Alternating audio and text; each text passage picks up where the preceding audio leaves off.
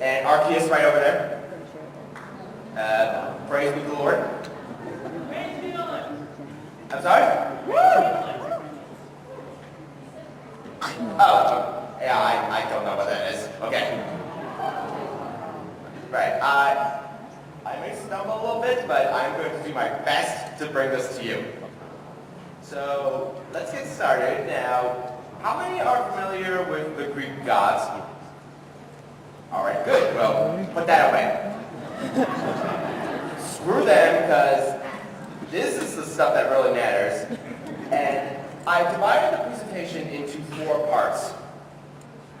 Let's get started with the Americas.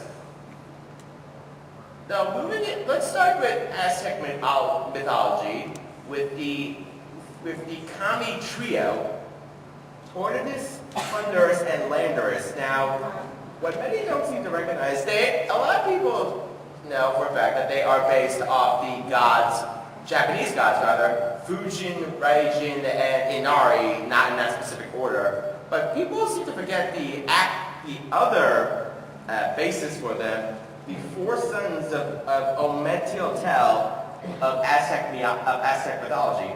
Ometeotl was actually a dual god said to be the supreme creator of the world in Aztec mythology. He had 4 sons. Tortoise is Huitzilopochtli of fire. Thunderous represents Quetzalcoatl of air. Landorus is Tecatlipoca of earth. And what's interesting to point, I say 4 sons because there's no Pokemon to represent Zepentotec of water. And we're moving along. Next up, we have the carbuncle of Latin American origin. The carbuncle actually first came out in the Book of Imaginary Beings by Jorge Luis Borges. And it's interesting, there's actually a few Pokemon based off the carbuncle. You have Espeon, Persian, Carbink, and Deontay. And I find it interesting that Deontay is actually a mutated version of Carbink. Moving along, we have Zapdos, based off the Native American Thunderbird, who is said to cause thunder with the beating of his wings. And Apom is based off a legendary creature, obscure creature rather, called the Ahuizotl. As evidence why, it's literally a creature with a 5th hand on its tail. Following along, we have Slugma and Macargo. Now, a lot of people are right to say that it's based off the slow-moving lava, that when it stops, it turns to stone. But it also has another influence in a Chilean creature called the Cherufe. It's an evil monster inhabiting volcanic magma pools. And Paris and Parasect are actually based. Now listen to this particular Pokedex entry for Parasect. A host-parasite pair in which the parasite mushroom has taken over the host bug prefers damp places. Now, where have we seen this before? Oh, right, the thing. Do you see the connection? What? Yeah, I've never played Half-Life, so. All right, we're moving along into our world tour in Europe. Moving right along, you will see Arbok is based off the legendary basilisks, not the Harry Potter one. There's no direct evidence of this, but the fact that Ekans and Arbok were the original Pokemon to know glare, and the basilisk has a knack for killing people with a single glare. On its right, you'll see Oddish, based off the legendary Mandrake, which is said to kill people if people pulled it out of its root. People pulled it from the ground.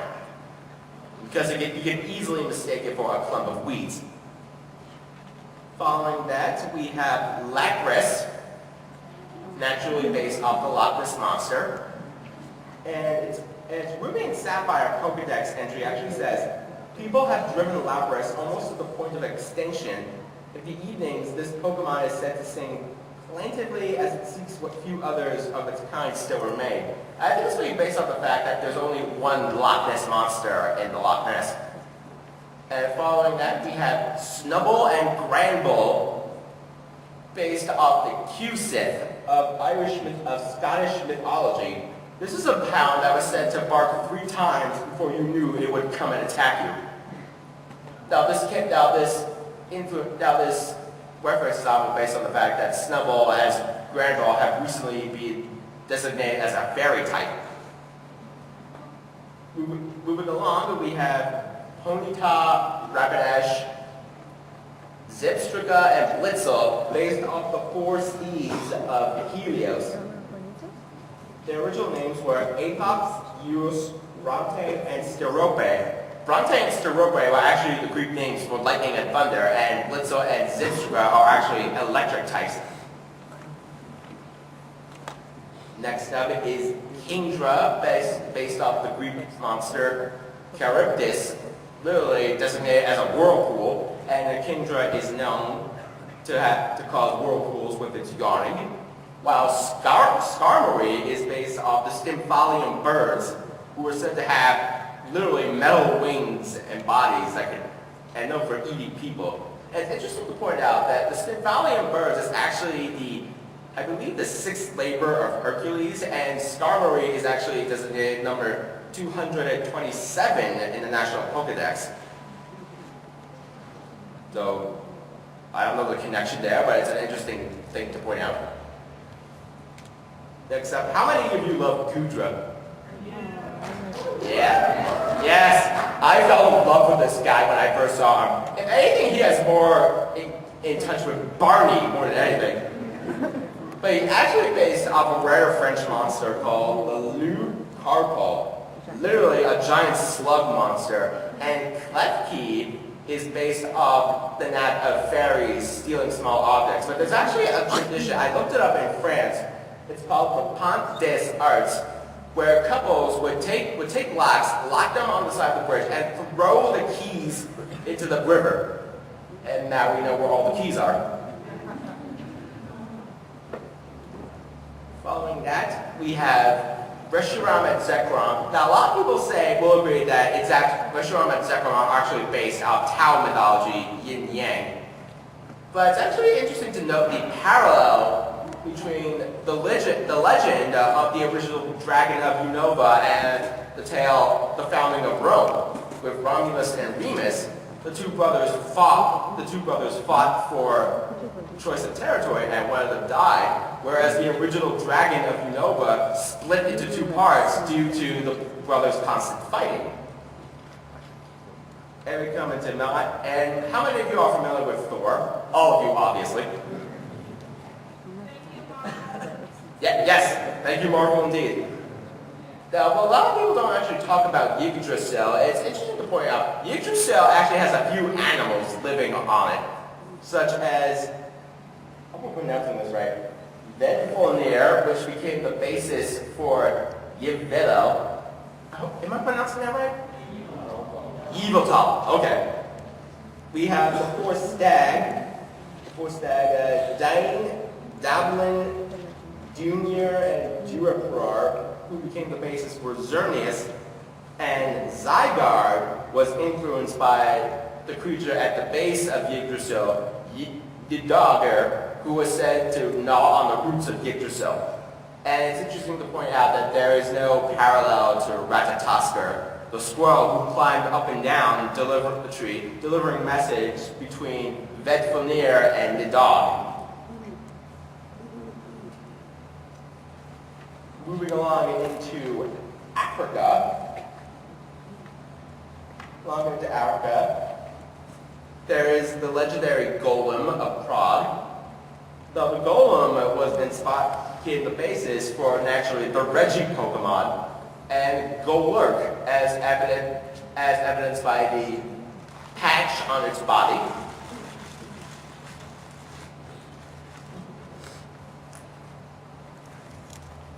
Yamask was influenced by the concept of the Egyptian soul, And the Egyptian soul is said to be split into 5 parts. The Ren, the Ba, the Ka, the Zut, and the Ib. Yamas is the Ba, which is said to be all of the things that made a person unique and individualistic. Whereas Dharmi is actually based off the icon of the Sumerian goddess of love associated with Venus, Inanna. And you notice how, and they said that Starby actually came from space, so think about that. And we come along to the primordial beasts of Jewish mythology, the Ziz, the Behemoth, and the Leviathan. Rayquaza became the Ziz, or was the Ziz. Groudon was the Behemoth, and Kyogre is the Leviathan. And they said the world would end with an epic clash between Groudon and Kyogre, and it would end with mankind feasting on their remains. So, and it's an interesting parallel to point out that actually happened in the video game. And now we move along to my favorite continent, our favorite continent for that matter, Asia. Starting with Hindu mythology, the turtwig line was based off a concept called the world turtle. It's turtles all the way down, says Bernard Russell. And listen, they literally said the whole world is on the back of a large turtle. And the image in particular actually comes from a series called Discworld. Woo! Okay. And then we have Agron, which is Agron obviously has a few bases with dinosaurs, but it's actually based off a kaiju called, Korean kaiju for that matter, called Pulgasari. Now Pulgasari is actually an iron-eating monster. It's a mythological creature, but it's more recognized as a kaiju because it was actually created by Kim Jong-il, who had such a fascination with the kaiju, he kidnapped a director and forced him to make this movie. That is true. I looked that up. And you can obviously, and you'll notice that this ancient picture of the Pulgasari actually has a lot of similarities with the Baku of Japanese mythology, and I'm going to get to that shortly. Right before Magikarp and Gyarados. Alright? These two are based off the ancient myth of the Dragon Gate. If a carp jumped over a specific waterfall, it would become a dragon. And it's easy to see the relation. And Magikarp's, shall we say, weakness is actually based off the carp's unique jumping abilities, as evidenced by the waterfall. So I say it's worth it. It's totally worth the jump.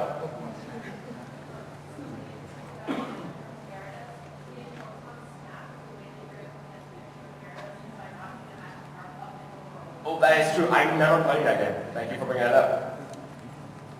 And now we get into Japan. Starting with the most iconic of Japanese creatures, the Kappa.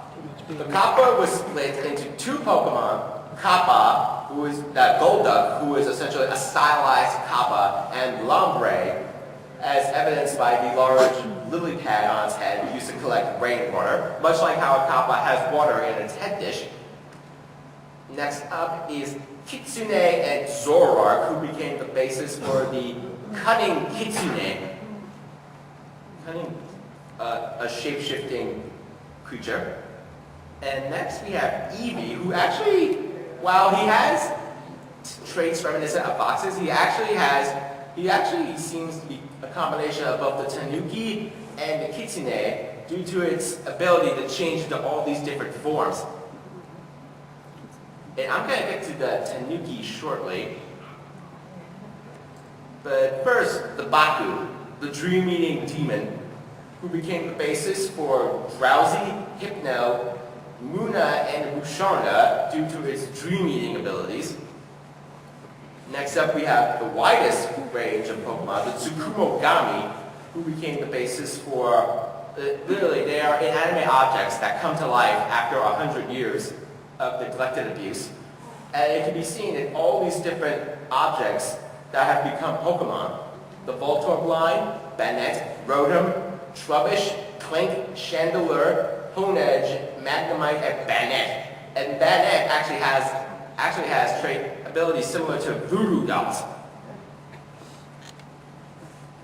Jirachi, please save your enthusiasm for the end.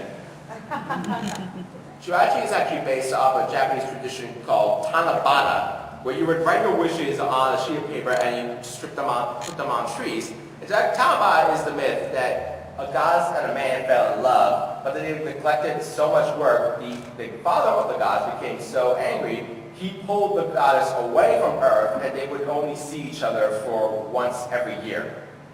And it's interesting, you notice, how many of you have seen Jirachi Wishmaker, the 6-month movie? You notice how Jirachi was around on Earth for 1 week?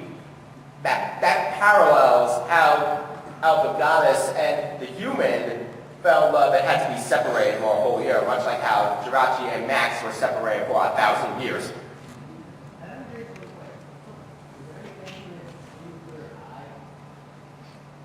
I am not sure about that.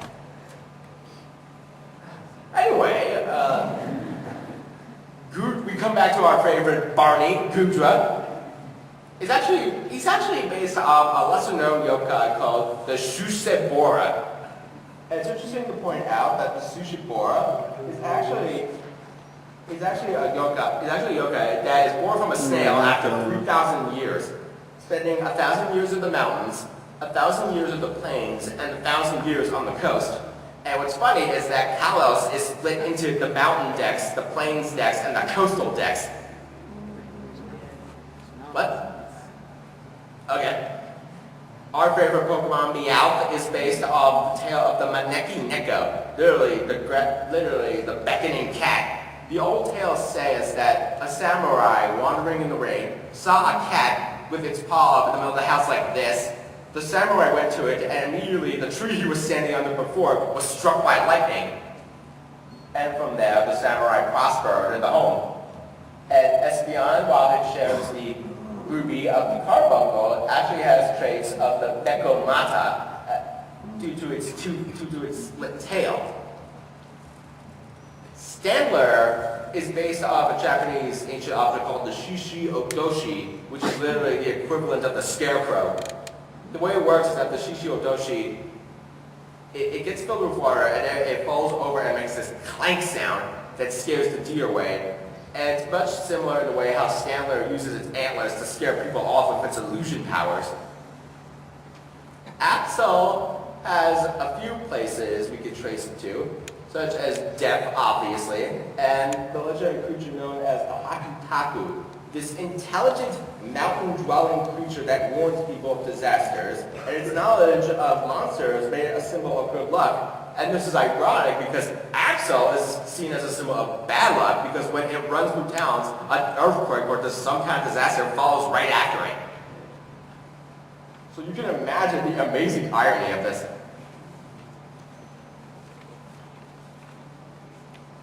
Next up we have Jinmenju, based who became in a tree with human-faced fruits. They would just keep laughing. Who became the basis for Executor. The yokai Minogame, a 10,000-year-old turtle with a tail made of seaweed, became the basis for War Turtle due to its furry tail used to store oxygen. And Kama Itachi, the sickle weasel, became the basis for Sneasel and Weevil. Miss Drivius was inspired by the Nukikubi. It's kind of like the Roku bee, but its whole head just comes off. And Dunsparce was inspired by the Tsuchinoko. It was kind of like Bigfoot in a few ways. This legendary cryptids that didn't inhabit the mountains. Electabuzz was inspired by the Oni and its tiger skin cloth, if you will. And Magmar is based off a lesser-known creature called the Karura, a fire-breathing birdman said to eat dragons, much like how the Garuda in Hindu mythology is the nemesis of all the Naga, the snake people, if you will. Hudakuchi Onna, the two-mouthed woman, became a wild. Basan, a fire-breathing chicken, became the Torchic line, because it's interesting that Torchic is a fire type because chicks need warmth to survive. And Shiftry was inspired by the Dai Tengu, the legendary birdmen of the Japanese mountains. Manectric and Raikou and Pikachu are based off the Japanese monster called the Raiju, which is the personification of thunder and lightning. And following Raikou, we have Suicune, who is based off the Kirin due to its holiness and ability to purify dirty water. Lugia was the basis for Ryujin, the Japanese dragon god of the sea. Whiskas was inspired by Namazu, the earthquake god. And I'm sure you're all familiar with I believe there was a controversy about, there was an episode involving Whiskas.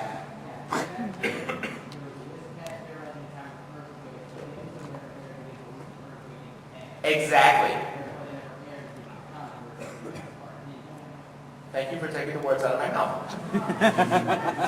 Anyway, following that we have Duskull, inspired by the Namahage, the essential boogeyman of Japan. Snorunt was inspired by the Zashiki Wawashi, the room spirit. And the Pokédex entry says that old folklore claims that a house visited by this Pokemon is sure to prosper for many generations to come. Much like how a house visited by the Zashiki Wawashi becomes more prosperous, but if it leaves, the whole family falls into poverty. And Frostlass is a no-brainer, being inspired by the Yuki Onna. Next up, we have Thundurus, Landorus, and Tornadus, respectively based off the Raijin, the thunder god, Inari, the gods of agriculture and foxes, and Fujin, the god of wind. Now we have the Lake Trio, Yuxi, Mesprit, and Azelf, based off the imperial regalia of Japan, respectively the Yata no Kagami, which represents wisdom, the Yasakani no Magatama, which represents benevolence, and the Kusanagi sword, representing valor. Yep.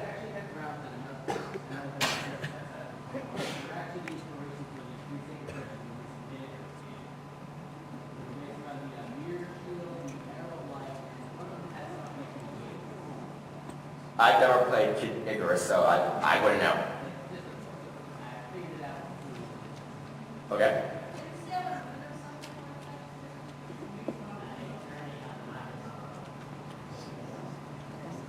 Okay. And the legend states that Kusanagi was literally pulled out of the dead body of Yamata no Orochi, who was the basis for Hydreigon. It's interesting to point out that King Ghidorah was basically an infant Orochi, and Hydreigon actually has more in common with King Ghidorah, obviously. Now, Orochi was actually slain by Susanoo, the storm god, after he was kicked out of heaven after pissing off the sun goddess Amaterasu, who was the basis for Volcarona, and Volcarona is basically based off the concept of a sun deity. According to the Pokédex, it says, when volcanic ash darkened the atmosphere, it is said that Volcarona's fire provided a replacement for the sun. And before Susanoo came the two gods, Izanami and Izanagi, who created the first island with a spear, and they put a pillar on it, and from there they made Japan. And they were the basis for Dialga and Palkia. So, to be honest, I'm not really sure about Giratina. But Dialga and Palkia came from Arceus, who is represented by Kunitoko Tachi and Amenemanina Kenushi, who were the first divinities born after heaven and earth formed in Japanese mythology, they summoned Izanami and Izanagi to create Japan, much like how Arceus summoned Dialga and Palkia to create the world. Yes?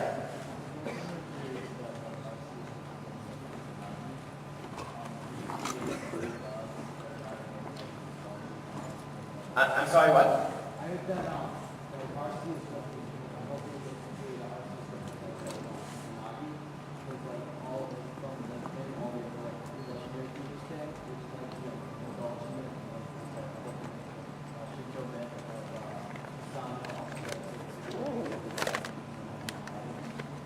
Actually, Arceus' original myth has actually more in common with the Chinese myth of Pangu, who emerged from the ancient cosmic egg at the beginning of time. He held heaven and earth away from each other, and when he died, his left eye became the sun, his right eye became the moon, his blood became the rivers, his muscles the soil and fields, his hair and beard, star and grass, his teeth and bones became iron and stone, his essence became precious jade, his breath became the wind and clouds, his shout the thunderbolts, his sweat the rain, and the insects that fell off his body when he died became humans.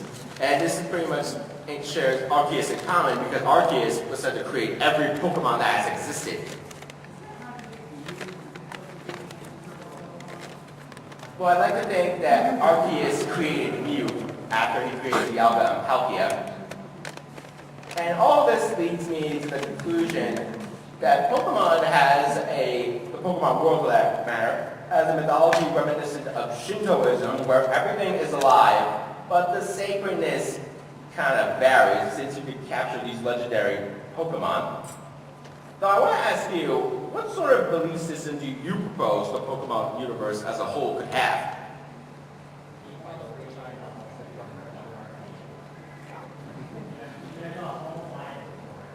Really? What's it called? Oh, okay. Oh, and now I want to get down.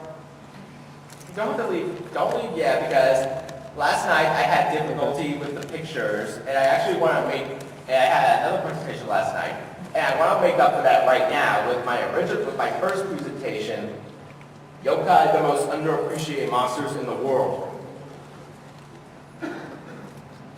So, are we good? Is that cool? Perfect.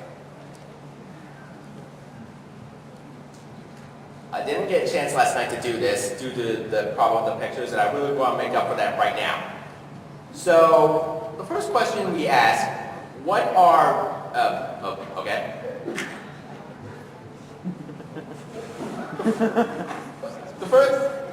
The first question we ask is, what are yokai? Well, the simple definition is that yokai are essentially monsters, inside and out.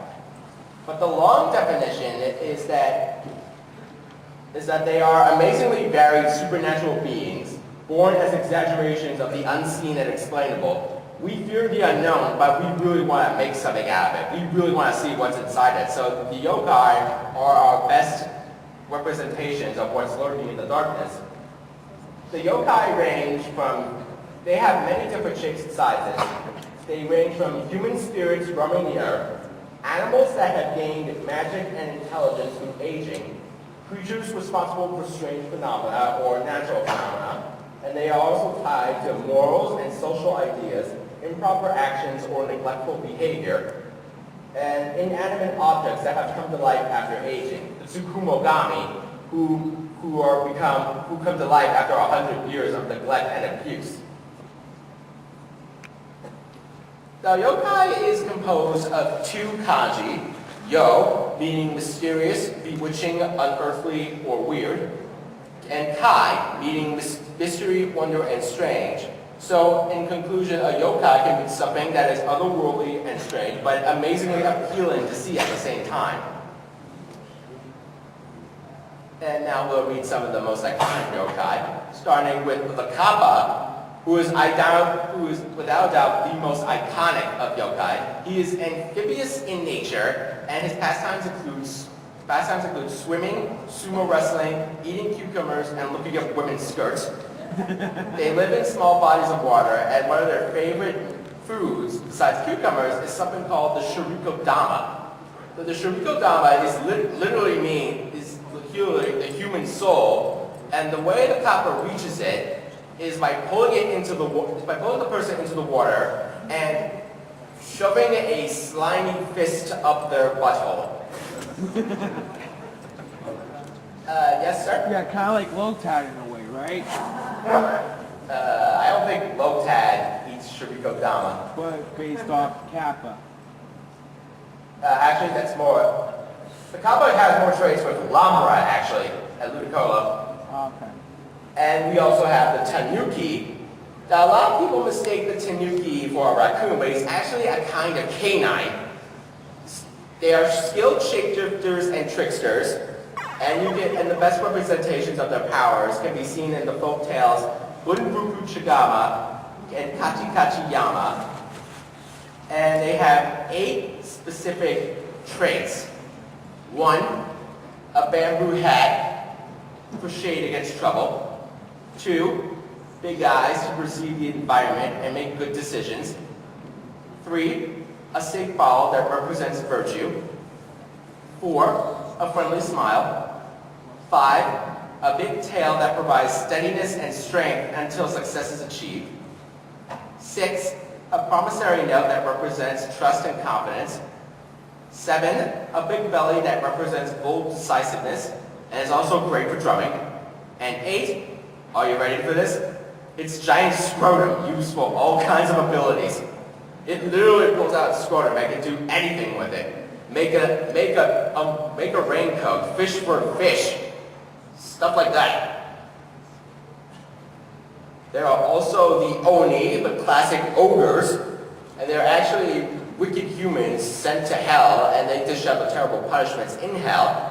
And the Tengu, the heavenly dog, which actually came all the way from China, represents a bird with human traits, and they are personifications of excessive vices. The Tengu is actually split into 2 different kinds. The Tengu, who are basically hate people, they do whatever the hell they want. And the Dai Tengu, who are the wise mountain professors with their long phallic noses. As I mentioned before, I was talking about the Tsukumogami, who are basically inanimate objects brought to life after 100 years of mistreatment and abuse.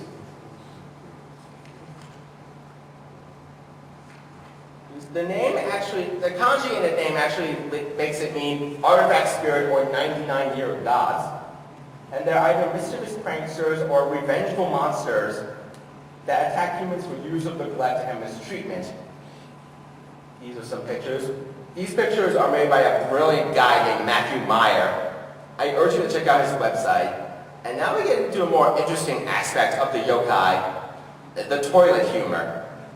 Some of the yokai are known to be extremely dirty. For example, the akaname, literally the filth licker, going into your bathroom at night and licking up the toilets. The shurime, the anus eye, and the picture is self-explanatory. And the sazai oni. And there's actually the turban shell ogre, and there's actually a very interesting myth behind this one. A long time ago, a group of pirates rescued a beautiful woman out at sea, and she had sex with all of them, while also biting off all of their balls. And she sold them back to the pirates in exchange for all of their treasure. So you probably won't be seeing her in the next Pirates of the Caribbean movie. I bring up the toilet here because there's also a very funny scroll image called Hegassen. Yes! It's literally called Hegassen, the fart war. This shows that art peaked a long time ago. Now, yokai come from a lot of different places. It comes from Shinto, the belief that everything has an essential, the worship of ancestors and spirits combined with the belief that there was a divine power in living creatures. and inanimate objects. And when you had a respect for nature, you also had fear of it, which led to this fear. And also oral folk tales and ghost stories, kaidan, found within individual tribes and kingdoms within Japan, and the ukiyo-e, the pictures of the floating world, because the yokai are also an illustrative art. And they are born from a lot of different places, such as human emotions, such as fear, yearning, or hate, the violence of natural disasters, a fear of dying from disease and extreme poverty, plants with lifespans that outstrip humans, because humanity wanted to believe in the indestructible, superstitions and religious teachings. And the most interesting fact is that the yokai had a major breakthrough during the Edo period, or Tokugawa period, ranging from 1603 to 1868. This was an era where all of Japan came together after a century of war. It was a century categorized by economic growth. The merchant class disposable income increased. There was a population density, which led to the growth of urban areas such as Osaka and Kyoto.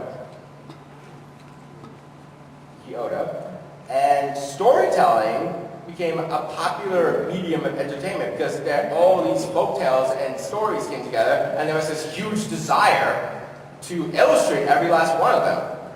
And there was also, which also led to the special game of Ayaku Mono Gaidankai, the game of 100 candles. And one of the most famous artists of the time was Toriyama Sekien, who was famous for trying to characterize all of the yokai in these classic illustrations. But then the yokai had a bit of difficulty. After the Edo period came the Western ships, or black ships, in 1860. This marked the arrival of the Westerners from America and the end of self-made isolation. It was called the Meiji period that ranged from 1868 to 1912. The idea is that Japan wanted to become a strong nation as measured by Anglo-European models, and it was their measure of sophistication that the Japanese wanted to represent. They wanted to be a strong nation like North America, and with the introduction of the scientific method, stories of yokai and traditional folktales began to lose value, and they started to get debunked. Japan, and they had to be swept under the rug because Japan did not want to be associated with anything backwards. And so for a time, they were brushed under the rug until along came a guy named Mizuki Shigeru. He is the famous storytelling cartoon artist who made the legendary story of Kitaro. He's a World War II veteran who lost an arm during the Second World War, and he basically had to learn how to redraw from scratch. I believe he recently turned 92 years old, and there's a wonderful article about him on the Japan Times called Drawing on Experience.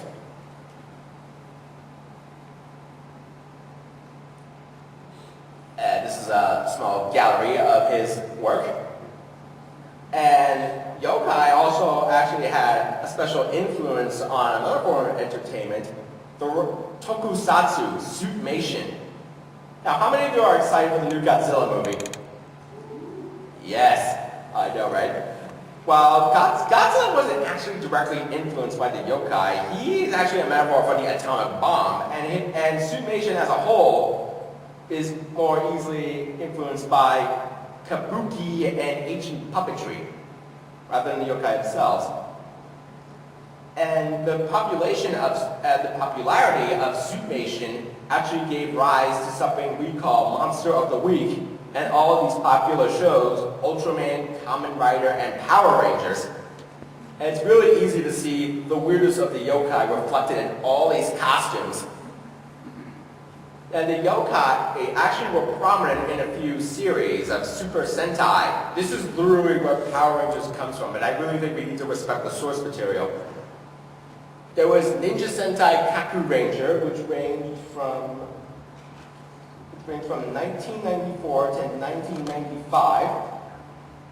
Hyakuchu Sentai Ga Ranger with the Ogre Tribe Orbs, which were actually a combination of the Oni and the Tsukumo Gami.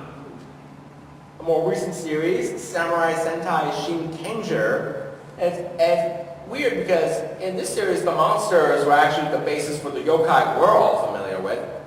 And the more recent series, the new one, Resha Sentai Tokyuja, and it has this whole element of the darkness, monsters emerging from the darkness, and this interestingly plays in with how the yokai were basically born out of this huge desire to know what's lurking in the darkness. And then, of course, there is Hayao Miyazaki. Yes, he has made a bundle of new creatures, such as Totoro, and the cat bus is based off the Bakeneko. He has the Susuwatari, the Oni, and of course, his classic depiction of the Tanuki.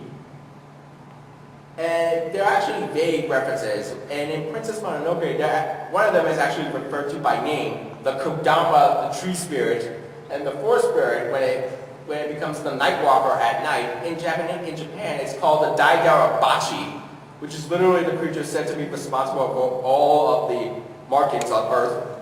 Excuse me. And the yokai also influenced video games in the collectible monsters. Yu-Gi-Oh!, Pokemon, and Digimon. And as I mentioned, yes?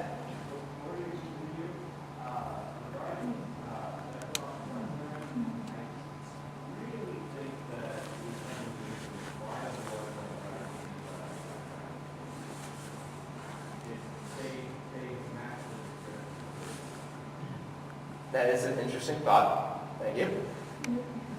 And I've gone through this before. The Kappa became Golduck. The Tanuki became...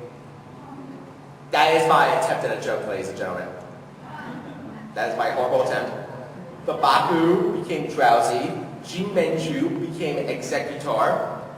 The Tengu became Shift Tree. Whiskas was inspired by Namazu.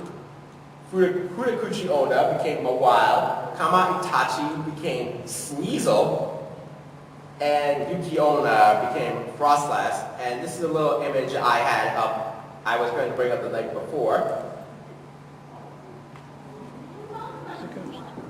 I just sort of noticed this one as I was doing the research. And here is a small map of how the yokai have branched out.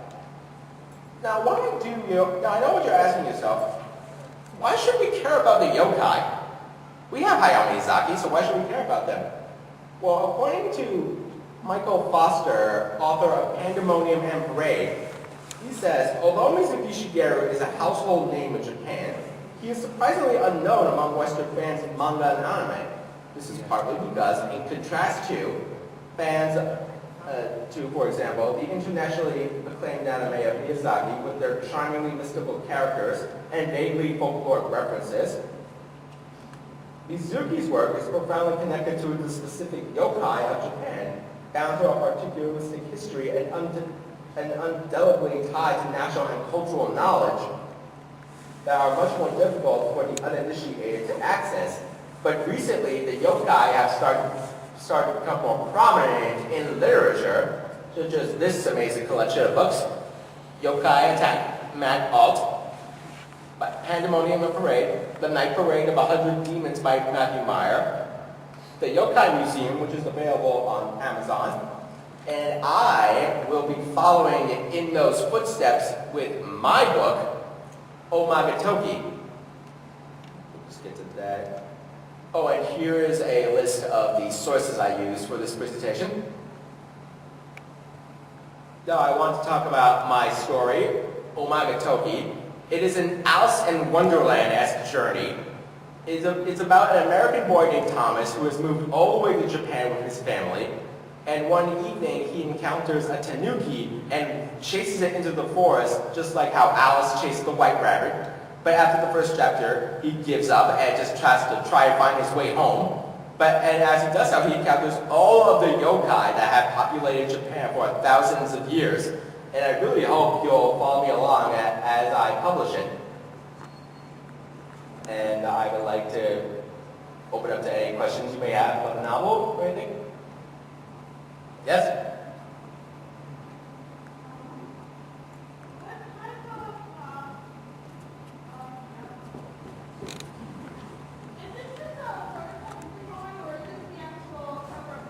This is the actual cover. It's very nice. Thank you. Anyone else? Yes, ma'am? It's already out. Oh, no, it's not out yet. Okay, when? It will be out next year in March, Okay. along with another book of mine called the Yokai Character Collection, which is a combination of pictures and expressive poetry designed to introduce people to the yokai. And I really hope you'll buy it as we go along on this journey. And I actually encourage you to take the postcards that are up at front. Okay. So thank you very much for your time. I hope I did well. Thank you.